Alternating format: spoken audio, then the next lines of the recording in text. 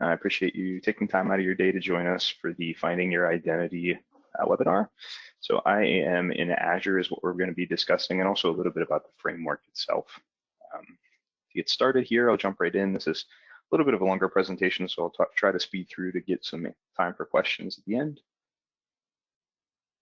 So a little bit about me, the presenter. My name is Joshua Gorel, and I'm a senior consultant with Pragmatic Works. I've been here for since the beginning of this year, but I have a strong background in Azure, IT infrastructure, and Office 365 as a whole.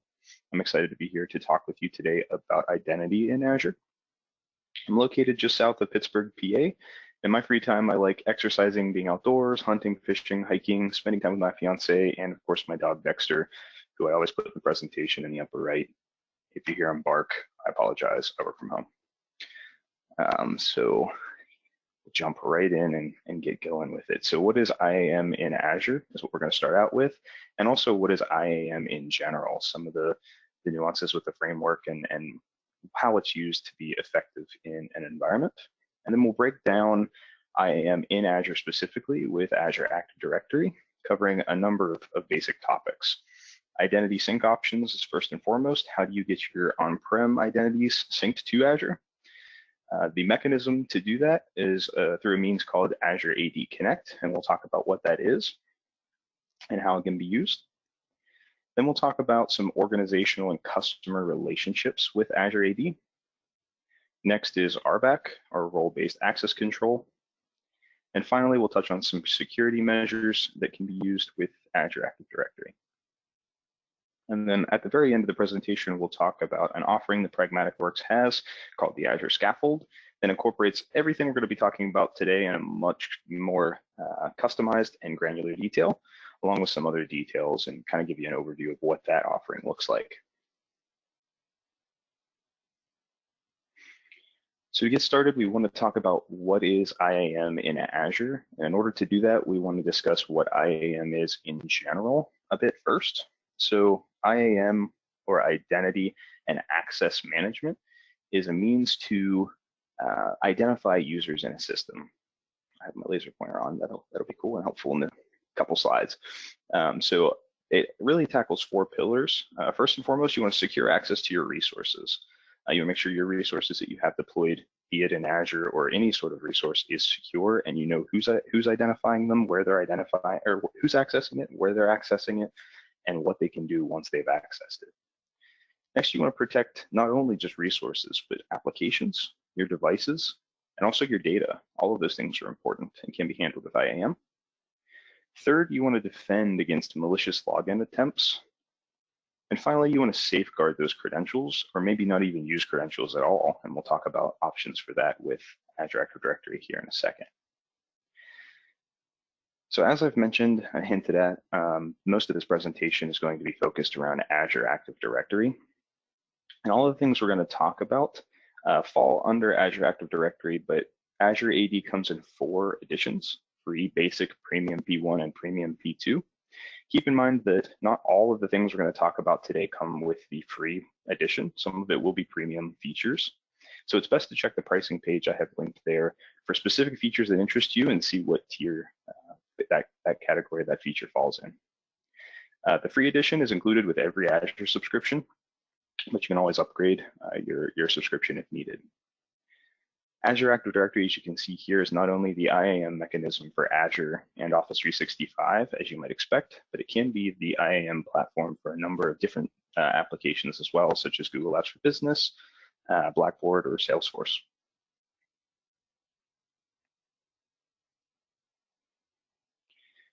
So I broke Azure Active Directory down into really 6 pillars, and we're going to talk about each one of these 6 pillars in a little bit of detail. First and foremost, it provides seamless and highly secure access.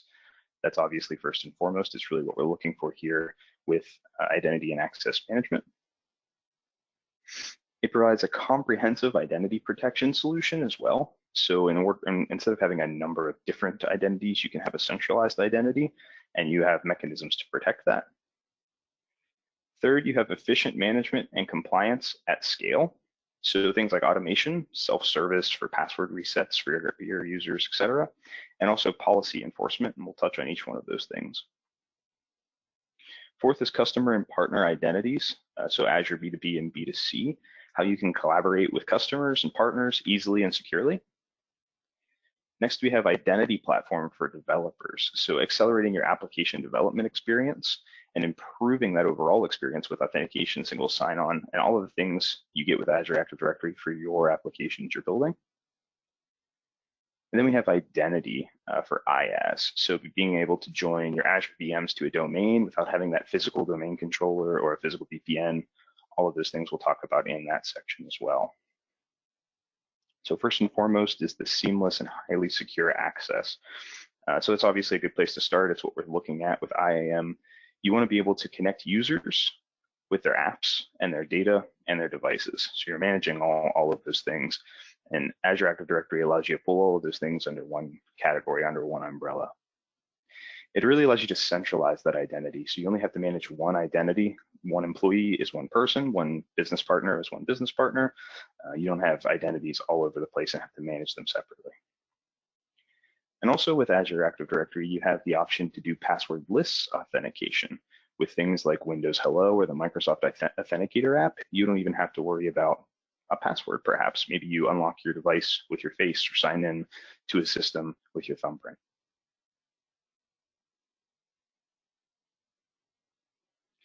Next is identity protection. So you obviously want security based on the user, but maybe you also want security based on that user's location or the device they're logging in on, or what data they're trying to access, or even the application context, what applications they're using to access your data. Are they using Chrome? Are they using Firefox? Or using Safari? All of those things could be managed, and we'll talk about each one of those things later on in the presentation. And I think also one of my favorite features of this is the machine learning and intelligent security signals that power the back end. So all of these things are being logged and tracked, all of the login attempts, all of the malicious attempts, all of these things are being tracked in the back end. And machine learning and intelligent security signals actually give you insights into maybe potential outliers or patterns that you may want to investigate to protect your environment.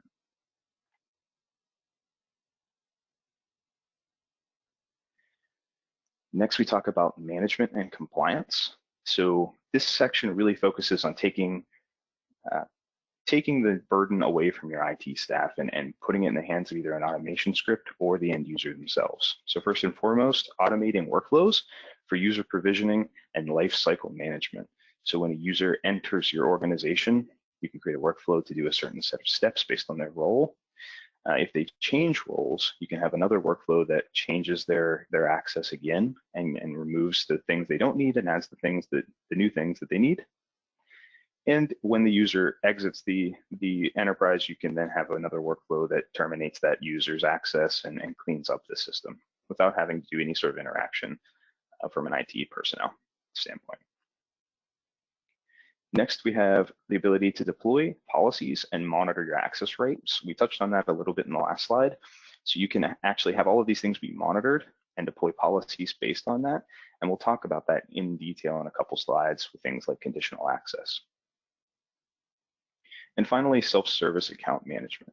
This is a really important piece, I think, where you can actually take your end users, or you can take your system and have your end users do their own management. So things like password resets and password changes on a certain frequency, you can have your end users handle that without having to have your IT staff do any input.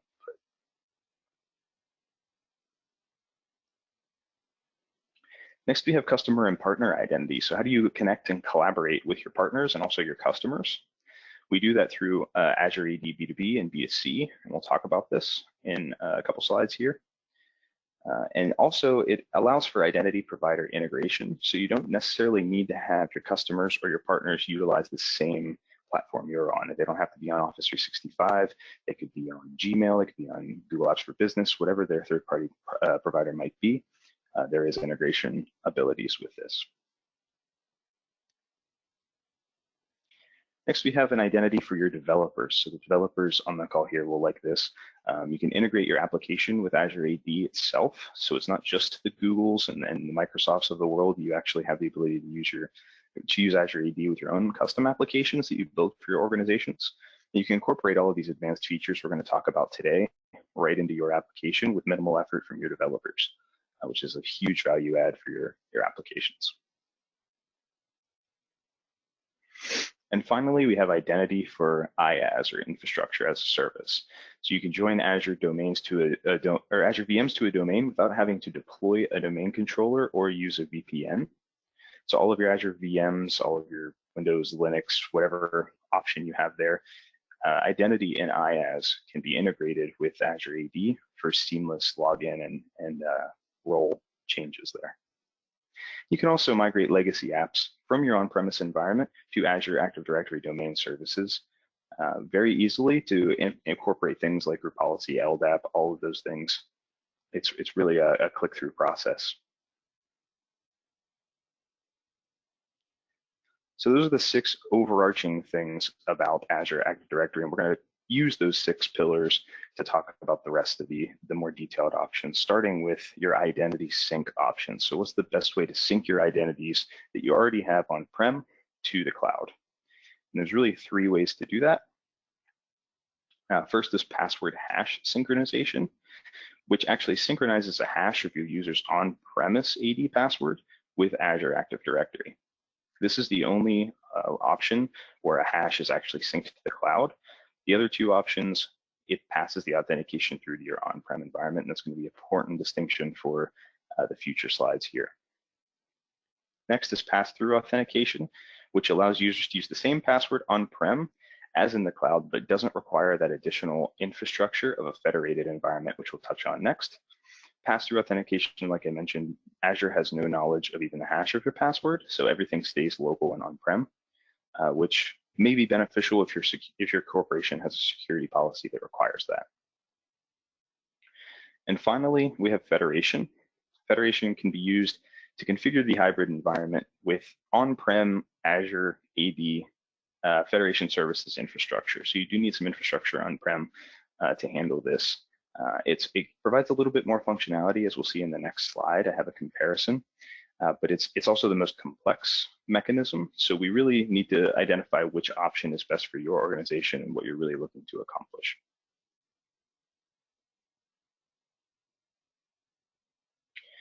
So in this chart, we have a summary of hybrid identities, all of the password hash, pass-through, and ADFS. You can see ADFS checks all of the boxes, but that doesn't necessarily mean that's the one that you should go with. You really want to pick the one that's best for your environment and really checks all the boxes that you really need. So as you can see, all of them handle the first and the top basic items like user syncs, contact syncs, group syncs, setting up the tenant for hybrid scenarios, sign in and access cloud services using your on-prem password. All 3 do that. Single sign-on capabilities and cloud-based MFA all are supported.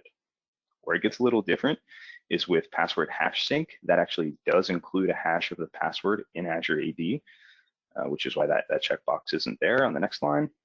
Following that, on-premise MFA solutions, smart card authentication or any advanced authentication mechanism like that, and password expiration notifications, all are mechanisms of ADFS. So if that's something your corporation needs, ADFS may be the option for you. I'm more of a visual guy, so I like this flow chart to kind of help you decide which option is best for you, or to see if the option that you already have is the one that you really should have. I'm not going to read through all of this. You can use this as a reference. However, I do want to point out a really important distinction here on this slide. The very first question is, do you want to handle Azure AD completely or sign in completely in the cloud? That's a very important question. If you answer that no, notice that you go to either pass-through or federation right off the bat. And the reason that's an important distinction is with password hash sync, if your on-premise environment happens to be in a downstate for whatever reason, your users won't be able to access cloud resources with pass-through authentication or federation because it doesn't have that link back to your on-prem environment. With password hash sync, since your hashes of your password are stored with Azure AD, even if your on-prem environment is down, you have the ability to get to your cloud environment for collaboration, emails, Office 365, your Azure resources, etc. So that's a really important distinction, and you can actually use password hash sync as a backup to the other 2 options if you don't want to sync your password hashes but want to be able to access it just in the event you have a downstate. And we'll dive into each one of these architectures after we talk about the mechanism to get the identities up there in the first place. which is with Azure AD Connect. This is really the mechanism, the product that Microsoft releases to connect your on-prem environment to your cloud presence. So we'll start with a very simple, if you even want to call it, architecture drawing about how Azure AD Connect fits into the puzzle piece here. So you have users with their devices at the bottom trying to sign on to an Office 365, your application, or any software as a service provider you have integrated with this IAM option. You can see on the upper arrow here, if I still have my laser on, this is where Azure AD Connect takes effect. It links your on-prem Active Directory to your Azure Active Directory. And notice the arrow is both ways. And we'll talk about why that is here in a second with more of the detailed architecture drawings. So why would we use Azure AD Connect? There's a number of reasons. It provides a single identity to access your on-premise and cloud services. So rather than having to manage separate identities for all of your on-prem items and your cloud items, it's integrated and seamless. It's a single tool to provide an easy development experience for your IT staff. The application is really a bunch of checkboxes and you click next. Once you have the architecture decided, it's really easy to get that set up. And it replaces older identity integration tools like DirSync and Azure AD Sync. This is really a one-stop shop for you at this point. And finally, it provides automation options for you. So you don't have to go in and manually sync when a new user is added, a role changes, or somebody leaves the organization. The last bullet here is important to keep in mind. There's another product that is a companion with Azure AD Connect called IDFix. And it's important to use IDFix before you run Azure AD Connect Sync to make sure your on-prem AD environment is clean and is ready to move to the cloud. There's a number of checks that IDFix goes through, ensuring that you're ready to take your on-prem experience and move it to the cloud.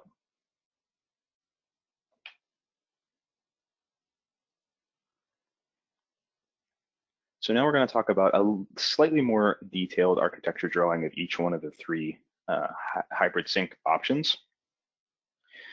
First and foremost, we have Azure AD Hybrid Identity with Password Hash Sync. So this one's going to be different than the other two, most different than the other two.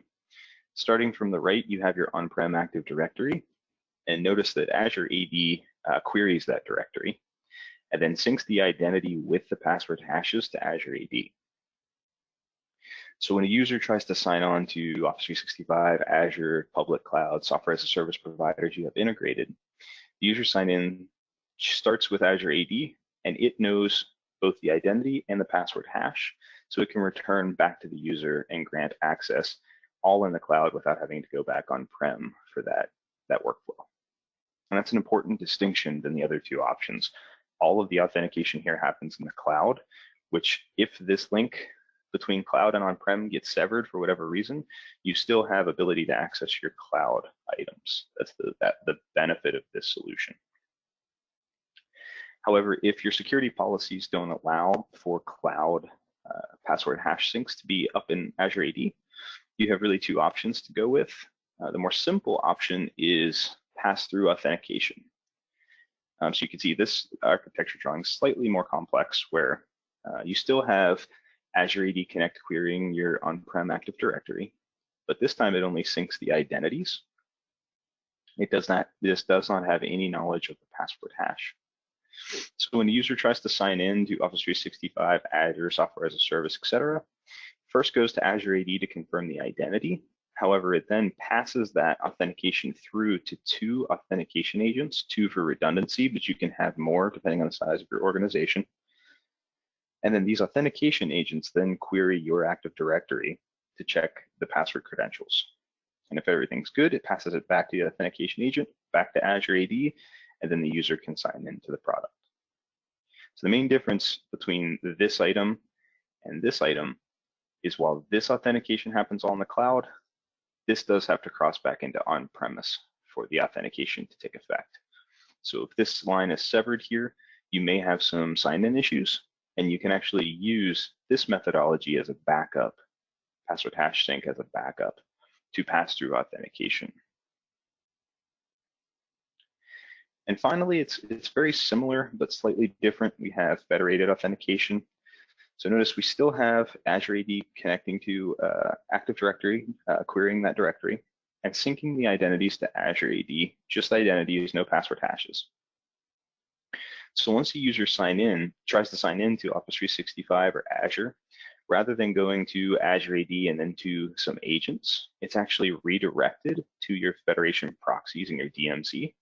Notice there's still 2 of those, and there can be more depending on the size of your organization again. Those then forward to 2 federation servers you have on premise that handle the authentication and validation with your Active Directory. And then in a very similar way, that goes back up through to the user to allow or deny that attempt. So you can see federation and pass-through are fairly similar, except this only uses the agents here, whereas this has proxies and the servers in the back end. And it gives you some more flexibility because you have this infrastructure on your back end, some of those more advanced options that we saw in the checkboxes in a previous slide.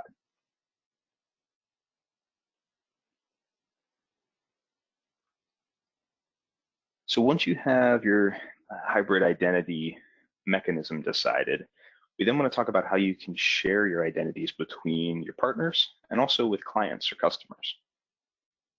There's really 2 mechanisms for that. There's Azure AD B2B and Azure AD B2C. So B2B, or business to business, can securely share with external users to allow them to collaborate and to share in between the businesses. This is really a business to business share. So it's a company A to company B. And it's utilized for businesses that want to be able to securely share files and resources with external users for easy collaboration. This is all set up through the Azure portal, and it takes care of that federation between your business and that external partner that you may or may not have. Similarly, Azure AD B2C is a very similar concept, but it focuses on the customer or your customer-facing applications.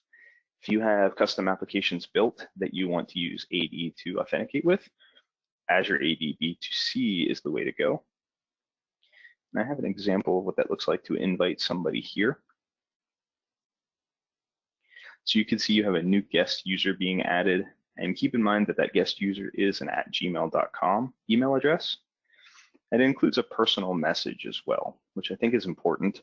And they don't have it in this screenshot here, but I think it's also important to include some contact information for the person that's sharing this identity, just so they have a way to contact if they want to confirm that this is a valid attempt and all of that. On the right-hand screenshot, you can see adding a new guest user is very simple. Just next to the button to add a new user in AD itself, you fill out pretty much the same items when you're setting up that guest user, their name, email address, contact information, etc. Then you can also control their roles, view their sign-in attempts, all of the features you have with your current users.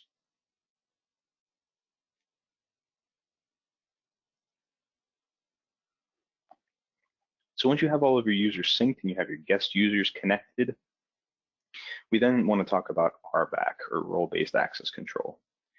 Now, RBAC is not a concept that is static to or restricted to Azure AD. It's a concept in its own right. AD obviously uses RBAC to control access. And there's 3 important questions when talking about RBAC. First is who needs access, and they call that the security principle. So who needs access in Azure AD could be a user, a group, a service principal, or a managed identity.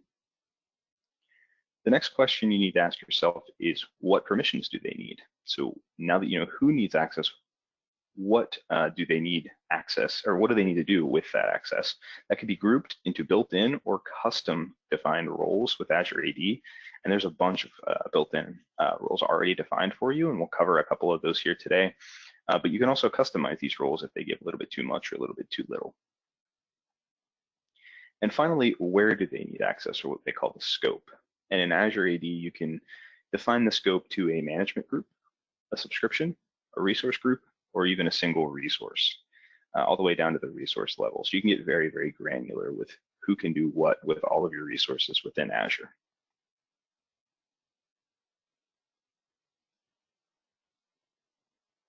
So this screenshot is a big one, and I'll talk about each one of the options we have in here. So first and foremost, in circle 1, that is the resource where IAM is being opened. So right now you can see we're on a subscription level, and that's to identify the scope.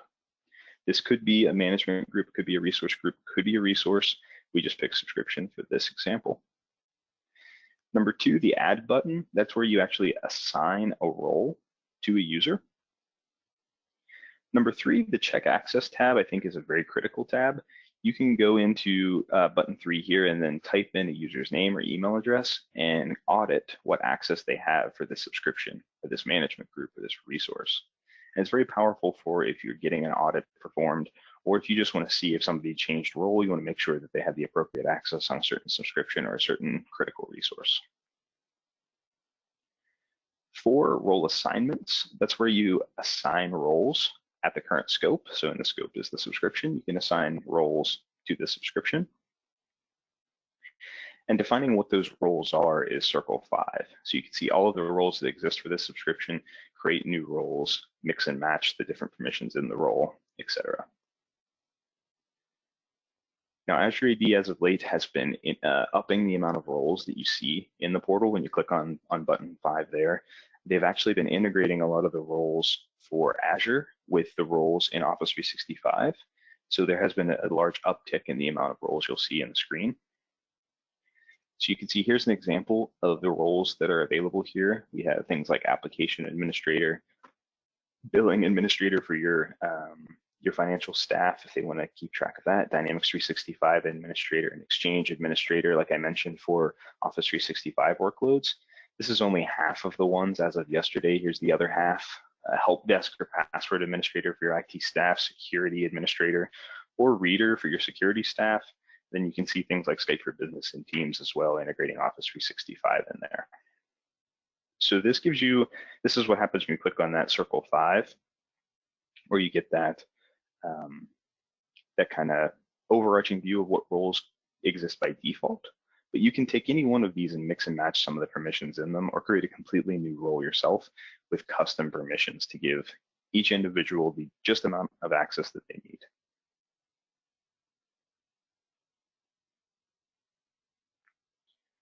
So now that we have users synced up with our methodology that we picked, we have all of our guest users connected, and we also have RBAC taken into account. So we know who is in our system and what they can do on each individual resource. We'll now talk about security and how IAM can affect your company's security. And I boiled it down for this presentation into 4 main areas. First, we have device and application management security. Second, we have conditional access, which I think is a really critical part. We'll spend a little bit of time on that one. Identity protection, and finally, reports and monitoring.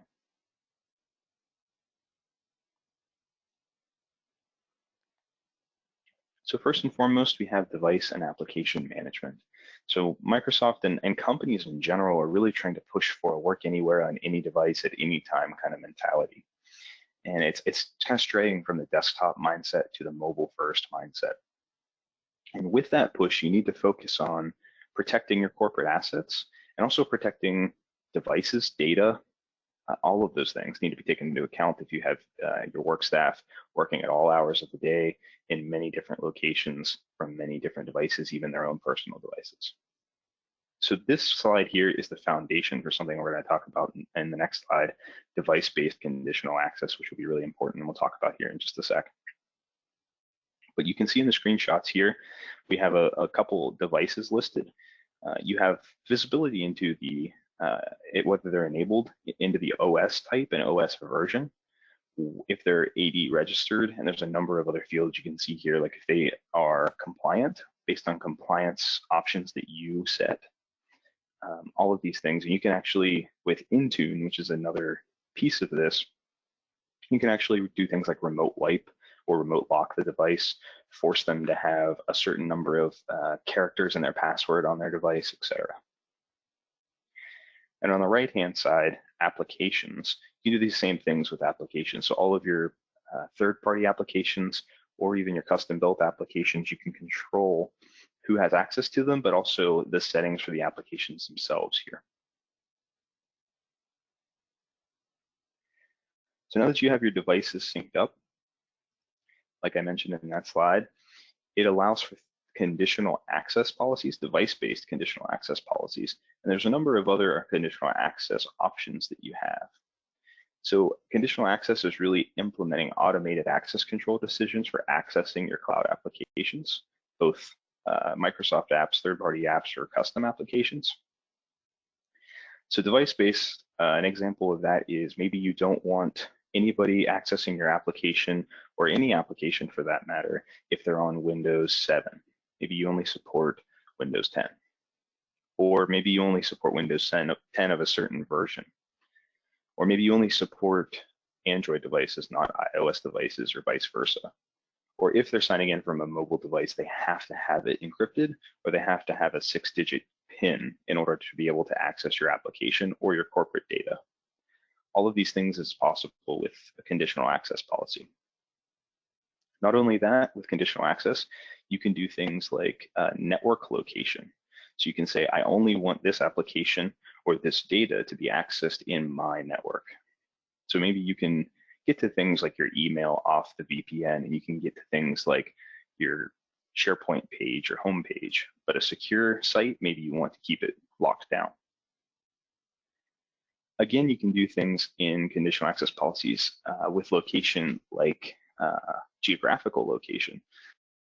So if your company is strictly in the United States, if data starts getting accessed outside of the United States, you can have that do some sort of trigger or alert. There's a number of options you can do with conditional access, but the thing to keep in mind with this is it is a premium feature of Azure AD. So if you want to use conditional access, make sure that you have the appropriate tier of Azure AD to incorporate conditional access.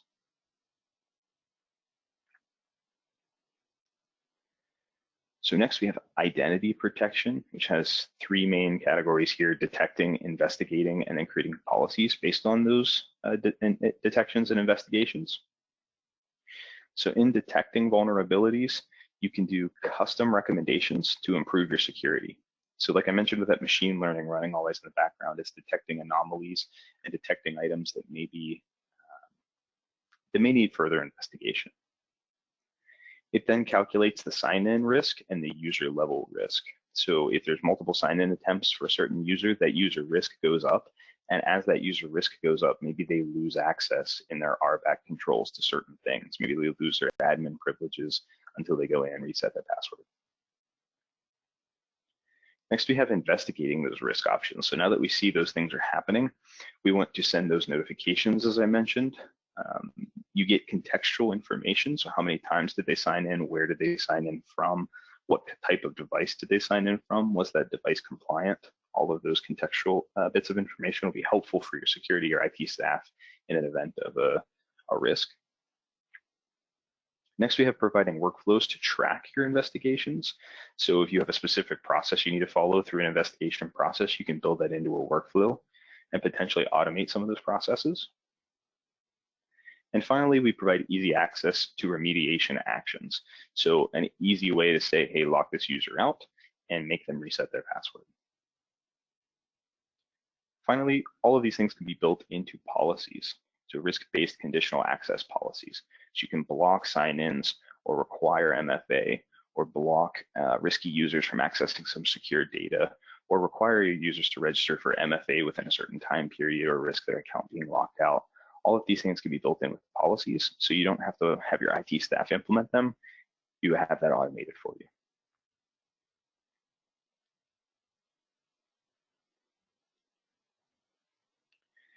Next, we have Azure AD Reports and Monitoring. I broke that up into 2 slides. So first, reports.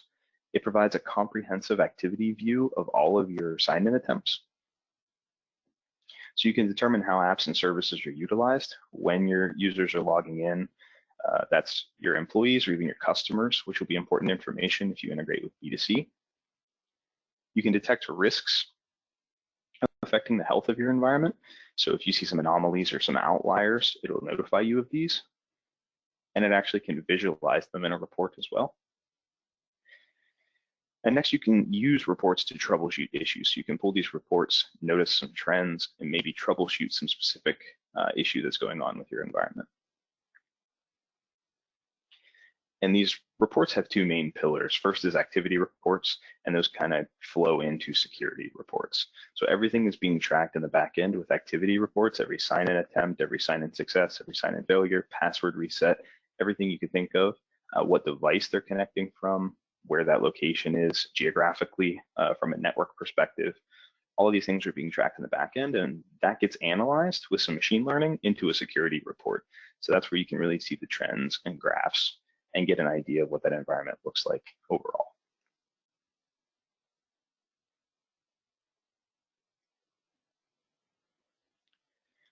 Next, we'll talk about Azure AD monitoring, which is the other half of that. Reporting and monitoring always tend to go hand in hand. So you can route your activity logs to different endpoints for your retention or integration purposes, like an Azure Storage Account, an Azure Event Hub, if you want to integrate with an on-prem SIM tool like Splunk or SimLogic. Or you can do an Azure Log Analytics workspace, which we did a presentation on a couple weeks ago, and you can see a snippet here from a Log Analytics workspace query, where they're actually querying the sign-in attempts greater than 7 days ago, seeing what that count is and sorting by that count. So you can set an alert if that count is greater than a certain number. So this is an example of in the past 7 days, maybe you want to be alerted if you have a sign-in account greater than, I don't know, 10. If that's the case, then maybe somebody's trying to access that account illegally, and you can set an alert to maybe shut that account off or reduce the access for that account.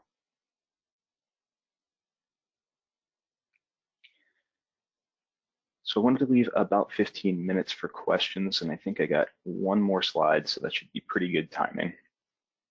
So the next steps, all of these items considered, it gets lumped into something that we like to call the Azure Scaffold, which is an offering that we have at Pragmatic Works that takes everything we talked about into account in much more detail, much more granular detail, and also customized for your organization. We call this offering the Azure Scaffold, and the Azure Scaffold is actually a Microsoft term that sets the framework for Azure architecture. If you already have architecture in Azure, which I saw in some of the polls that you guys do, it's a great way to help validate your architecture and see if there's any areas of improvement or cost efficiencies, etc. We are on step 5 here. It's been highlighted, and every one of the blue options have been discussed in a previous webinar. And I'm actually doing another webinar next week on step 9, so that one will be covered next week as well. So just kind of highlighting all of these things. Step 1, governance. It's that very basic level foundation of Azure, the idea, the concept of a cloud mentality or hybrid mentality from an on-prem mentality, and talking about what that plan should look like for your organization. Next, we have hierarchy definition. So how do you want to structure your Azure environment? How many subscriptions? How many management groups? How many resource groups? What types of resources do you need? And also, what size should those resources be? Next, we have naming standards, which seems simple, but it's a really big concept. So making sure your Azure environment is consistent and making sure that that naming makes sense and stays the same, but is also scalable as your system grows. Step 4, policy and initiatives. So with this step, we do things like taking steps to manage your risk and enforcing rules. So for this step, maybe you only want to allow a certain tier of your IT staff to deploy a certain price or certain tier of a virtual machine. You can handle all of those things in Azure policy. Step 5 is what we talked about today, so controlling access to the Azure environment. Step 6 is security. We touched on a couple of those pieces today, but it's how you protect your Azure resources. Conditional access is just one piece of that. All of the identity conversations we had today is just a piece of that. Going beyond that is what we talk about in a deep dive in step 6. Step 7 is monitor and alerting. We did a presentation on that one already, analyzing, collecting, and sending your telemetry data. Step 8 is cost management, so optimizing and right-sizing your environment. We also have a webinar on that one. Step 9 is automation and DevOps, saving time, limiting mistakes by making items reusable. We have a webinar on that next Tuesday. And finally, step 10, the core network, to ensure effective and secure data transfer. And we just had a webinar on that one, I believe, last week as well. So our goal is to cover a lot of these topics in webinars, but if you have any specific questions about each individual one, feel free to reach out to us, Pragmatic Works, and we can talk about a subset of these steps or the Azure Scaffold as a whole. And with that, thank you for joining today's session. Hopefully you're able to take something away from today with IAM and all of the protection options that you have with Azure Active Directory. I'd be glad to answer some questions if we have any in the queue. If not, have a great day and feel free to reach out to us if you have any personal questions. Josh, can you see the questions on your side? Mine's is kind of a little delayed here. I don't see any yet, so unless somebody's typing, I think I don't have any right now. Okay. I just didn't know if mine was just a little bit delayed. My computer's running a little slow. So I just want to make sure. All right. Well, it looks like there's no questions in the queue. I'm not sure if someone is typing. I can probably give you guys about 5 more minutes here. So maybe a few seconds to see if you guys are typing it. But it looks like there are not any questions in the queue. So I just want to go ahead and say that you guys will receive this in your email tomorrow. But if you guys have any further, there's one question here. Can I add email? Yes, you absolutely can. So I think I actually had an example of that one in a slide here previously, if I'm still sharing this guy. So in this example here, obviously Contoso is made up, but they're actually inviting a guest that's at gmail.com. So you can use gmail.com, you can use if somebody has some on-premise environment, as long as that's able to be federated, you can use Gmail for sure. Good question. Awesome. I'll give it here a few more seconds in case anybody else has any other questions. They might be trying to type out.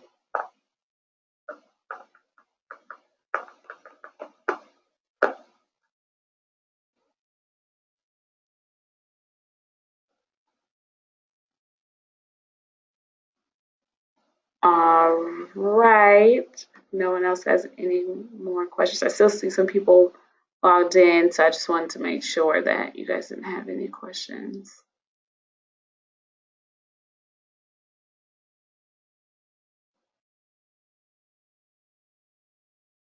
Okay, it looks like that's about it. So like I was saying, you guys will receive this in the recording in your email tomorrow, so just look out for that.